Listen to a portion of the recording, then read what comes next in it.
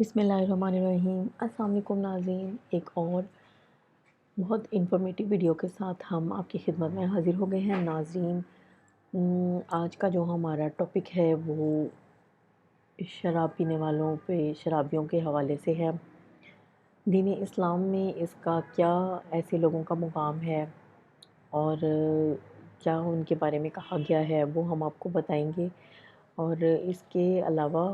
ہم ہمیشہ کی طرح یہ کہیں گے کہ ہماری ویڈیوز دوسرے لوگوں کے ساتھ ضرور شیئر کیا کریں کیونکہ ہمارے معاشرے میں بہت ساری ایسی برائیاں، بہت سارے ایسے گناہ سرزد ہوتے ہیں لوگوں سے، اور انہی چیزوں کے حوالے سے سوال ہوتے ہیں، انہی چیزوں کے حوالے سے ہمارے ٹاپکس ہوتے ہیں، اور انہی چیزوں کا حوالہ ہمارے ہر ڈسکس کیے ہوئے واقعے میں مل جاتا ہے۔ تو یہ عام روٹین کی باتیں ہیں، یہ جو کہ ہمیں دینی لحاظ سے نہیں پتہ ہوتی۔ ہم اپنے ہر سوال کا جواب بتانے کے لیے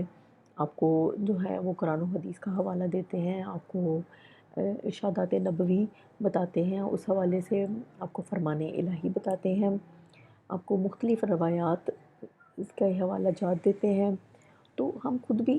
کچھ بھی ایسی چیز نہیں کہتے جو کہ ہمارے خود کے الفاظ ہوں، کیونکہ جو بھی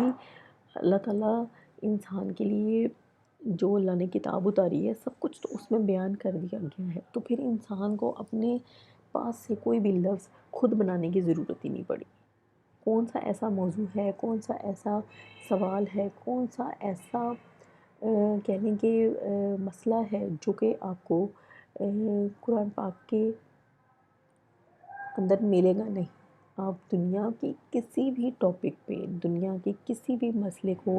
لے کر جانا چاہیں تو آپ کو اس کا جواب اسی میں ہی مل جائے گا۔ تو ناظرین، وداؤٹ اینی ڈیلے ہم اپنے کویشچن کی طرف چلتے ہیں۔ کویشچن ہمارا تھا کہ ٹاپک اس کا یہ ہے، شرابی پر کتب سماویہ میں لعنت کی گئی ہے۔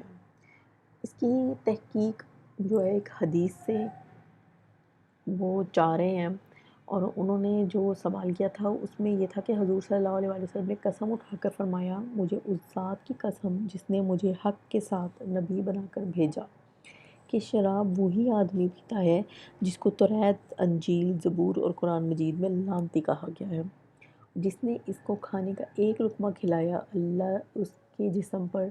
سانپ اور بچھو مسلط کر دے گا، اور جس نے اس کی ضرورت پوری کی گویا اس نے اسلام کو مٹانے میں اس کی مدد کی، اور جس نے اس کو قرض دیا تو اس نے کسی مومن کے قتل میں اس کے ساتھ تعاون کیا، اور جس نے اس کی مشابہت اختیار کی تو اللہ اسے قیامت کے دن نابینا اٹھائے گا، ایسا نابینا کہ اس کے پاس کوئی دلیل نہ ہوگی۔ اب اس کا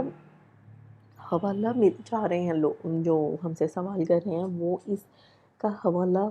اس حدیث کا چاہ رہے ہیں کہ واقعی یہ ایسے ہے۔ تو ہم انہیں بتاتے ہیں کہ مذکورہ حدیث تنبیہ الغافلین میں موجود ہے، لیکن اس کی سند ہمیں کہیں نہیں ملی، اور جب تک سند معلوم نہ ہو اس پر کوئی حکم نہیں لگایا جا سکتا۔ البتہ یہ الفاظ کہ شراب وہی آدمی پیتا ہے جس کو توریت، انجیل، زبور اور قرآن مجید میں لعنتی کہا گیا ہے، تنبیہ الغافلین میں بھی نہیں ملے۔ اگرچہ بعض اہل تشیع کی کتب میں ان کا ذکر ہے، لیکن وہاں بھی بغیر سند کے موجود ہے، اور مضمون کے اعتبار سے بھی یہ بات درست نہیں، کیونکہ قرآن میں اگرچہ شراب کو حرام قرار دیا گیا ہے، تاہم اس میں کہیں یہ بات صراحتاً موجود نہیں کہ شراب پینے والا ملعون ہے۔ نیز پہلی شریعتوں میں جب شراب حرام ہی نہیں تھی تو پہلی کتب میں اس کے پینے والے پر لعنت کیسے ہو سکتی ہے؟ تو ہم ایک بار آپ کے سامنے جواب کو دوبارہ دہراتے ہیں کہ مذکورہ حدیث تنبیہ الغافلین میں موجود ہے، لیکن اس کی سند ہمیں کہیں نہیں ملی، اور جب تک سند معلوم نہ ہو اس پر کوئی حکم نہیں لگایا جا سکتا۔ البتہ یہ الفاظ کہ شراب وہی آدمی پیتا ہے جس کو توریت، انجیل، زبور اور قرآن مجید میں لعنتی کہا گیا ہے، تنبیہ الغافلین میں بھی نہیں ملے۔ اگرچہ بعض اہل تشیع کی کتب میں اس کا ذکر موجود ہے، لیکن وہاں بھی بغیر سند کے موجود ہے،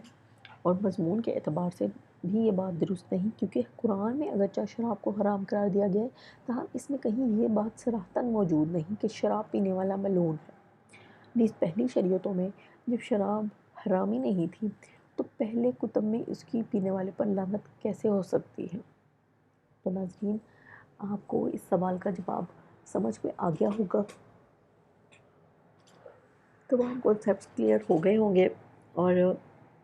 ہمیشہ کی طرح ہم آپ سے پھر آج یہی ایک ریکویسٹ کریں گے کہ یہ تمام انفارمیشن دوسرے دوستوں کے ساتھ ضرور شیئر کیا کریں،